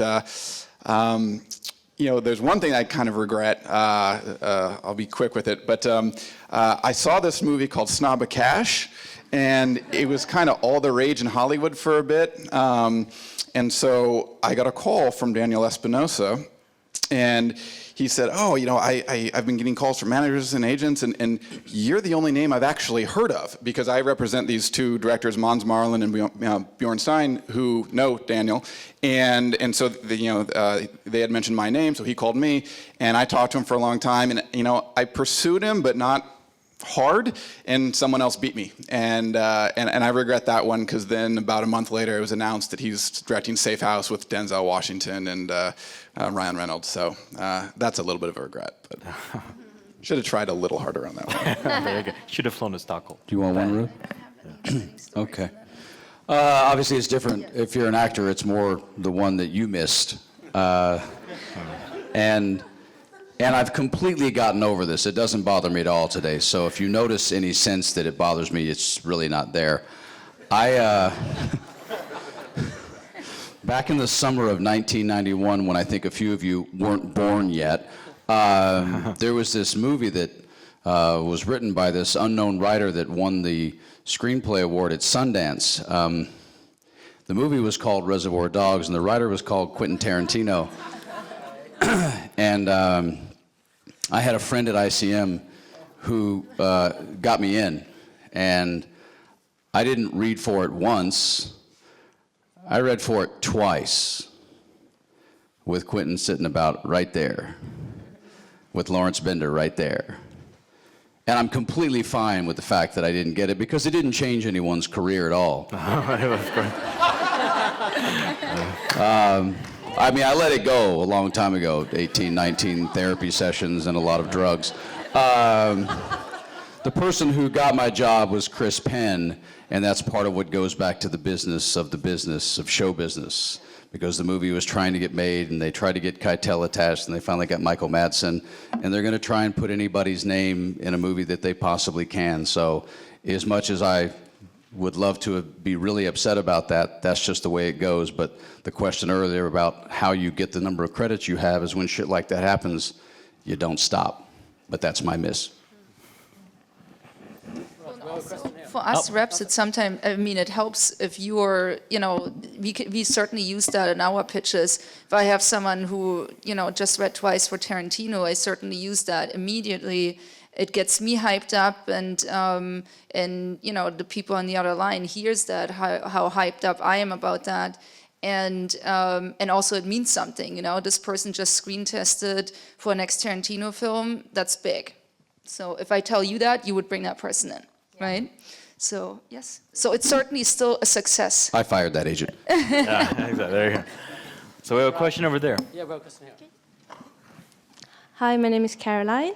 And you talked about like at an audition or a casting, if someone is really fantastic, apart from being right for the part, is there anything like that you've experienced that has like been common for a lot of auditions that have been really fantastic when the actor's performance has been really good?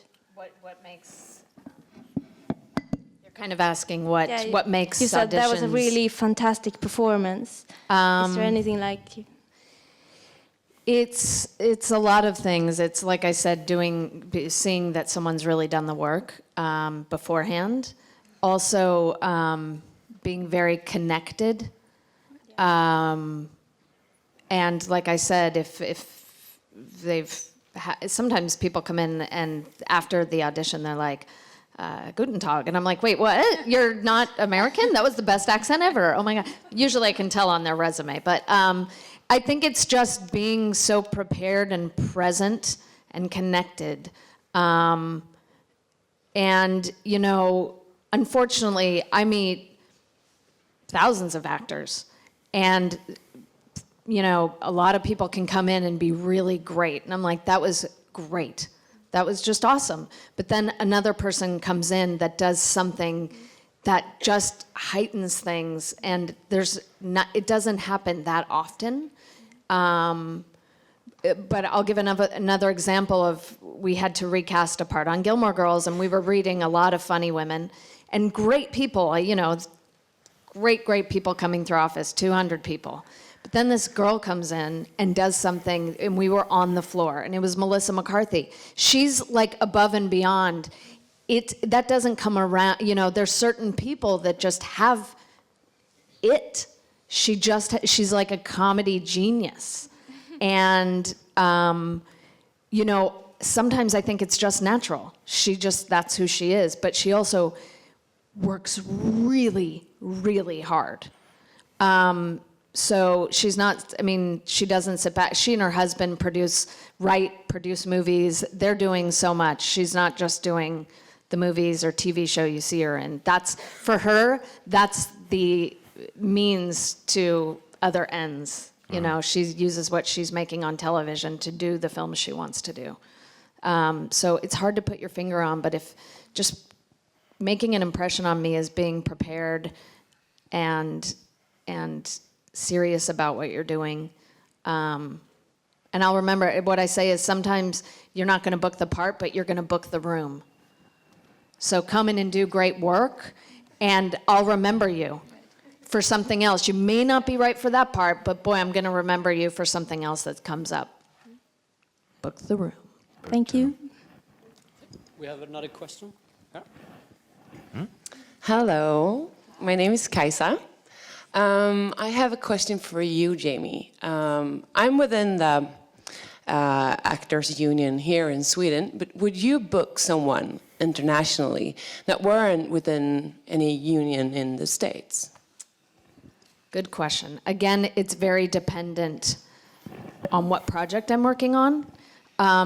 For Masters of Sex currently, no.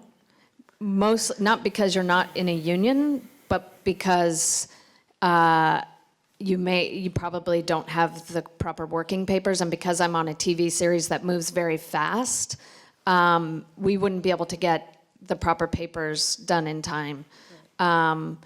And even different studios have different policies. Sony, who produces Masters of Sex, they don't even take O1 visas. Unless, if we were casting Lizzie Kaplan and she was from somewhere else, and we had enough time and we knew this is the person we want, then they would get the paperwork done in time. But it's very difficult.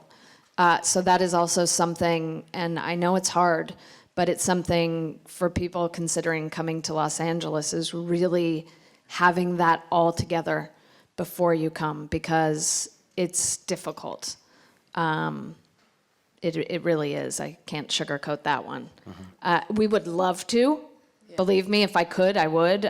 For the project I did with Jerry Bruckheimer, we needed a lot of actors. We looked all over for actors in Colombia, Spain, Mexico City, we really reached out to all of these, and we did cast someone out of Spain, but we had enough leeway to get all the paperwork in order. Would that be different if you're doing a feature?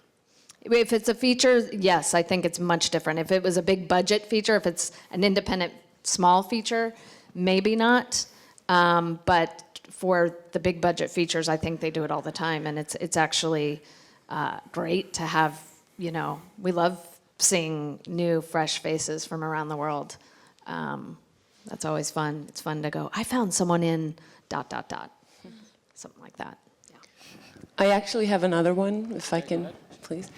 Ruth, this is for you. I'm a late bloomer, so I started acting again because I acted when I was a kid.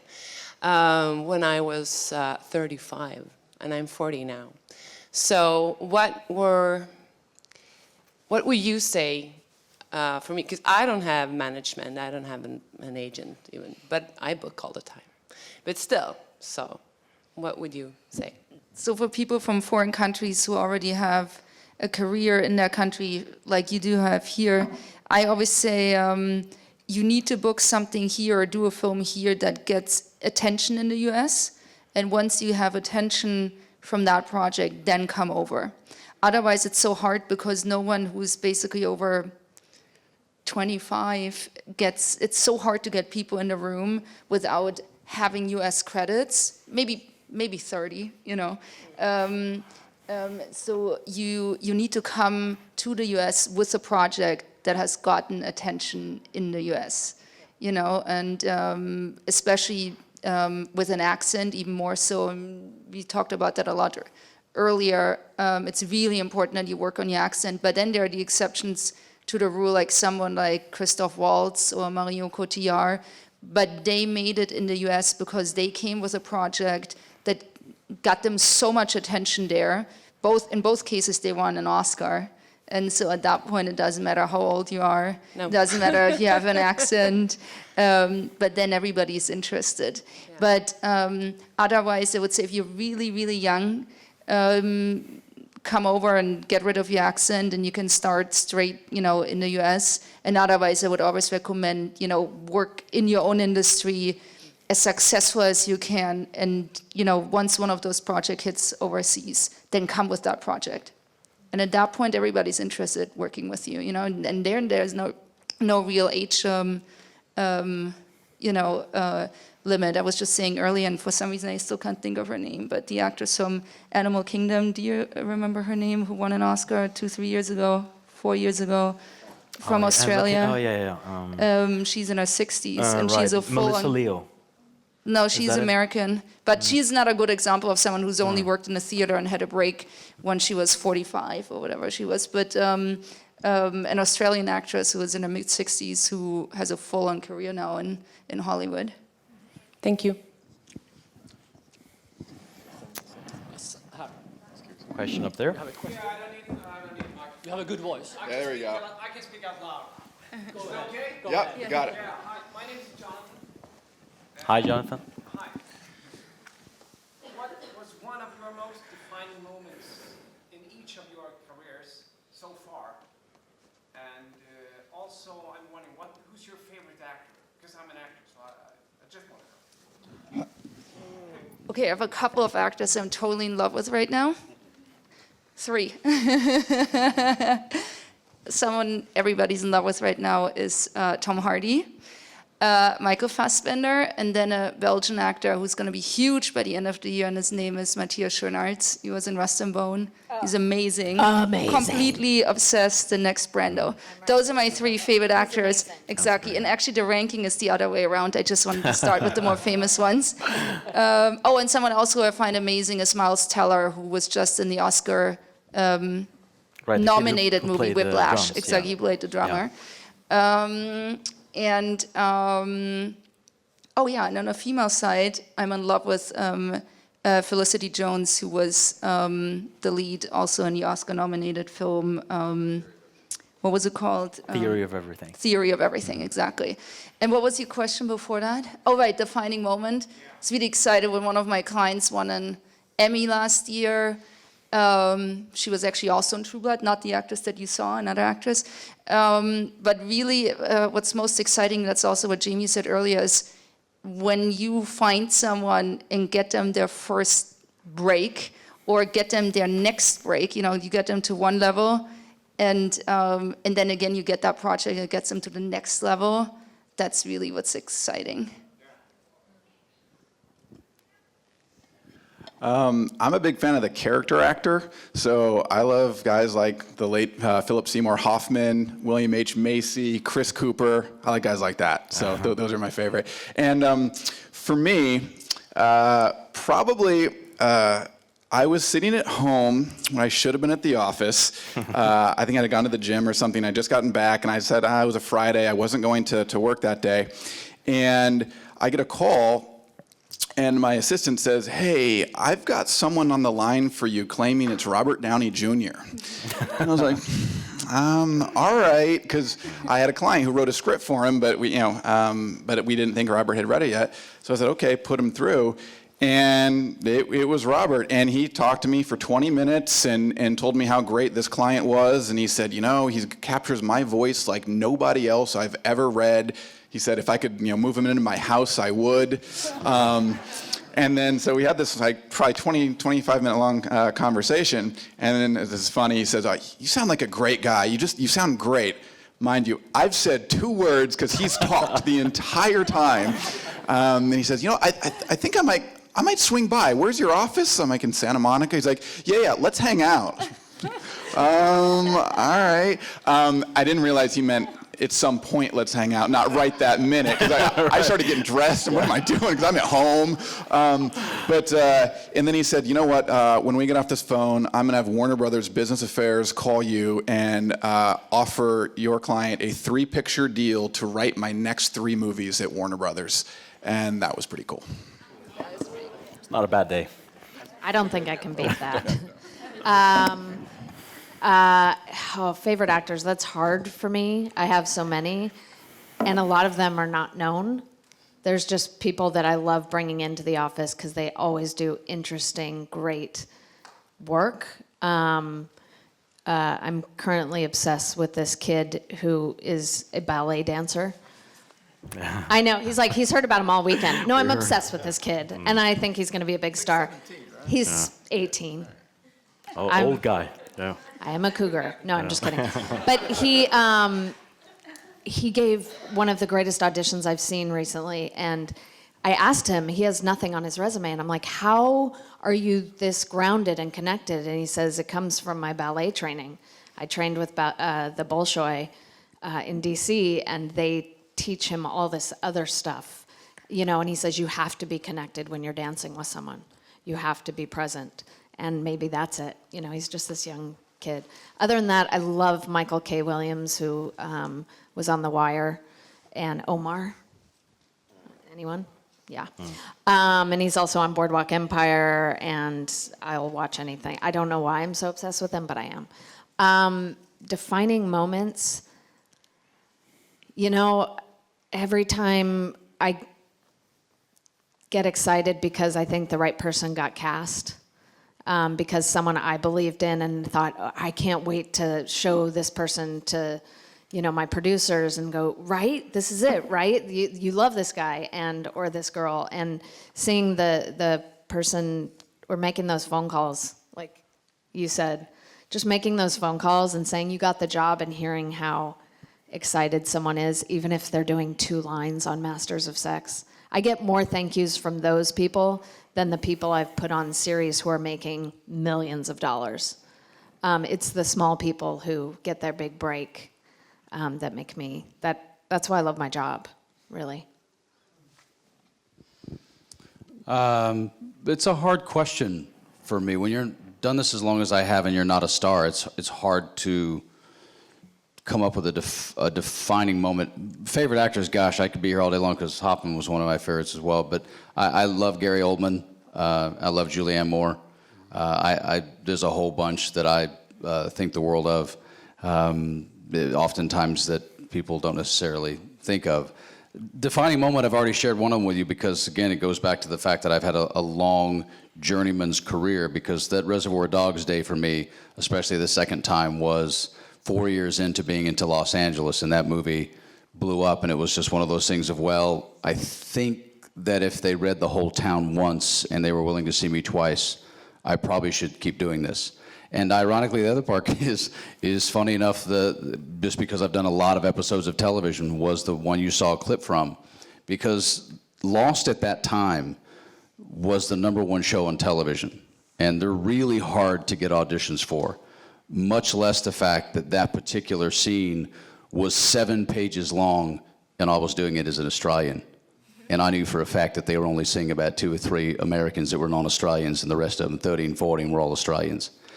And so because I'd had accents and dialects to a degree on my resume for as long as I had, to book that job, kind of like your story, to book that job at that time at the end of season 1 on the finale with one of the top casting directors, April Webster, in Los Angeles, playing somebody that I'm not, in terms of at least the sound part, was fairly defining for me. It's the best one I can come up with. Good answer. Thank you. Good question.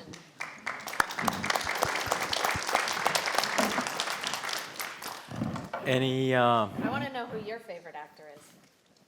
Oh my God. It's DiCaprio. I like decaf, yeah. Short here. So we have time for 2 or 3 more questions. Is there any more question right now, or otherwise I'm going to read a submitted question? Yes, here we are. One question. There you go. Yeah, it's fun. My name is Mr. Stark, and I have met you earlier today. And you say that you are not a star, Kevin, but you are a star, and we are so glad that you are here. Thank you. An applause for you. And you are so funny, and you have a timing, and I see that you have done the stand-up, and we love it. And Christian-Magdu, you have done a good job today, I think, and we are so glad that you took this person's here. Appreciate But it, thank you. I wonder, how was the first time when you called everybody? How did you get to know each other? And did you guys just say, yeah, Sweden, we will go there? Or what? They were Why are you here? And do you want to... Yes. Yeah. So how did you know each other, and why are you here? And did you directly say yes? All right, And I'm how gonna much answer that did you pay question them? 'cause, like, No. Oh yeah, it's like, well, first of all, I had to move out, into like the woods now because we've done this. No, they were terrible, so difficult to get out to Sweden. These are some of the most wonderful people I know in Hollywood, and I know quite a few. So the first people I thought of, literally, was, okay, you know, I'm gonna call Kevin, Ruth, Eric. I didn't know Jami at the time, but I've heard a lot of good things about her, and I'd met her at the Actors Network through Kevin. So I thought, she's an amazing person to speak to an audience. So she would be a great casting. He said, yes, said Kevin, yeah, she's perfect. So then I asked him, so would you guys want to come out to Sweden and do this panel and inspire, you know, the Scandinavian and the Swedish film industry? And they were like, yes. And I was extremely excited. You know, the way you see them here is how they are all the time. And it's amazing. I'm so happy you guys are here. Big applause for you guys. Thank you. Yeah, and I actually have Swedish clients, and I have in Norway, in Finland, and I've never been to Scandinavia. And everyone always asks me, "Oh, you must go there a lot to have all these clients." And I say, "I've never been, so I have to go." And you're part Swedish. I also have to say, having now been here, I feel like I want to go home and watch every Swedish film I can, just because being part of here and being here in this building and seeing all these works that that I'm not familiar with. And I know, you know, we are lucky in America. I was telling someone this today, that we get the best of the foreign films, you know, because that's, you just get the cream of the crop from all the countries. Whereas you guys get maybe not the best of our films sometimes. There's a lot of films you probably miss, but they're big box office hits. So, but I still feel like I know there's so much other work here that I'm not familiar with, and it's exciting to see what another country's been producing. And I have a great fondness for foreign films because, like I said, we see the best of them. So I love any foreign film I go to. Usually, I'm like, that was awesome. I don't say that about all American films.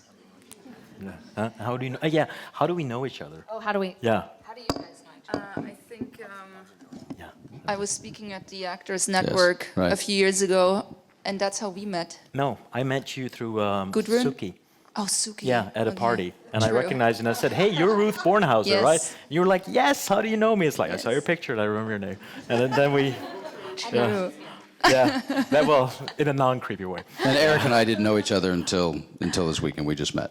Yes. Yeah, and we met through Måns Mårlind and Björn Stein in Los Angeles. Jamie and I have known each other for 12 great years. I was pausing. I was holding off on what I was going to say. I wasn't really sure.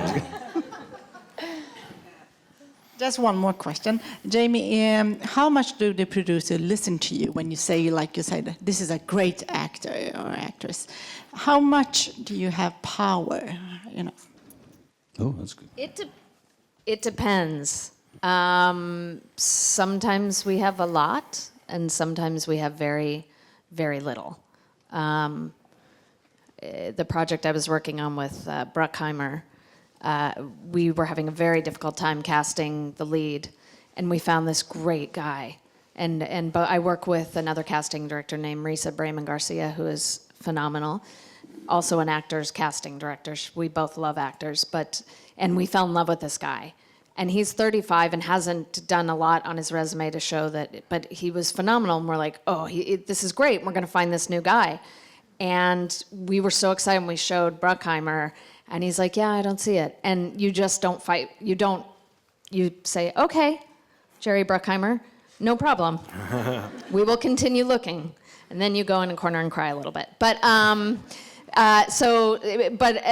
the same time, you have a familiarity with being on a show for so long. Like, I was on Gilmore Girls for 7 years. I've been on Masters of Sex now for a couple of years, and you have a familiarity with the producers, and you pick the battles. You have to pick the battles you want to fight for. Sometimes they'll say, no, I'm not feeling it, and you go, okay, you know what? So that on the next one, when you really want to fight for something, you fight for it, and they say, okay. But a trust. There becomes a trust between, that they say, we trust your taste. So we'll go for this. But sometimes they just don't feel it, and you have to accept it. And it's not always easy, but that's the way it goes. What Jamie said earlier is really important regarding that question. One of the only reasons I survived Hollywood, outside of a lot of personal stuff, is you do have to book the room. I've had a philosophy for a long time. I call it Kevinism, which is I've been up for jobs and been close, and they went Asian female. How am I close in the end? Me and an Asian female. Okay. My philosophy has been for a long time, as long as I'm one of the last 3 people they're discussing, I've done my job. Because I booked Lost on one audition, I booked Criminal Minds on one audition, I had to read for Castle 6 times, Desperate Housewives 5 times, and Bones 6 times. But in my category, they're not running out of any of me with a long resume. There's a whole shitload of me in Los Angeles. So if someone's, that's right, I said that word. It's on camera now. Yeah. If they're going to see me 5 times in the span of a couple of seasons, or 6 times, considering how available my type is, then I've done my job in that room every single time I walked in. And at the end of the day, that's the only way you can really go forward in Hollywood, is to realize you got to book the room first, and the rest of it, like she said, sometimes you can, sometimes you can't. Blah. That's just what you have to live with. We have time for one more question. I have one here.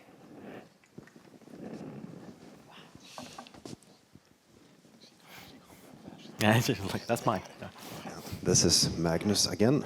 Hi there, mate. Hi. I have another question for Eric. What do you and other literary agents look for in potential clients? if it's a writer, it's character and dialogue, and that is it. Because I can help with story, I can help with structure. What you can't really help with is character and dialogue. I think someone either has that ability to write great dialogue or they don't. It's the same with, say you're writing a comedy, you know, I can't give the note of make it funnier. I mean, that's a terrible note, right? Oh, just go make it funnier. You're either funny or you're not. And so the same thing with characters. That dialogue has to come from the writer. And so I'll read a script and I just want to make sure the dialogue is great. If the dialogue is great, I feel like we can help with every other aspect of the script and get it to a good place. And so, number one, that's what I look for. And I want to see it in the first few pages, that there's just some new, interesting, surprising dialogue. Was there a second part to that? Or what do I look? No, I asked. What do I look for? Yes. And then, you know, also a big thing for me is someone who continues to write and will say, okay, here's one script. Okay, didn't like that. Here's another script that keeps generating. Because again, if I can go out with one script and it doesn't sell, I need another one to follow that up. Because I could create fans out there. People could say, oh, we really like the writing. We'll read whatever he has next. But you never have a follow-up. You're not going to win any jobs or book any assignments. So it'll be harder to sell. So I look for people who are prolific, who write a lot, and who can write great characters. And so a lot of times, if the idea isn't great, where I don't love the idea, but I love the writing, I can say, hey, let's find another idea. I can help you with ideas. We have ideas, and that's what happened with this writer I told the story about who sold the huge pitch. That first script I read from his, I laughed the first half, I cried the second half, and it stayed with me for 3 days, but I couldn't sell that script. It's not a sellable script. It's about a 12-year-old kid with cancer, and just impossible. It was so good, though, yet his next script, we gave him an idea, and and then he wrote that script, and that script just finished shooting. It's called The Accountant with Ben Affleck, and Warner Brothers made it. So we'll help with the ideas, but you can't help with a character and dialogue. So that's what I look for, number one. And sorry, and then directors. Directors is a high production value, and directors who can get a great performance out of their actors. You'd be surprised of a lot of directors that show a lot of flashy visual effects, and that doesn't faze Hollywood as much as their first question a lot of agents ask is, oh, did this agent get a great performance from these actors? So for directors, that's what I look for is, did you get a great performance from your actors? All right, thanks. And with that, we've pretty much gone through the first historical panel of A Day with Hollywood.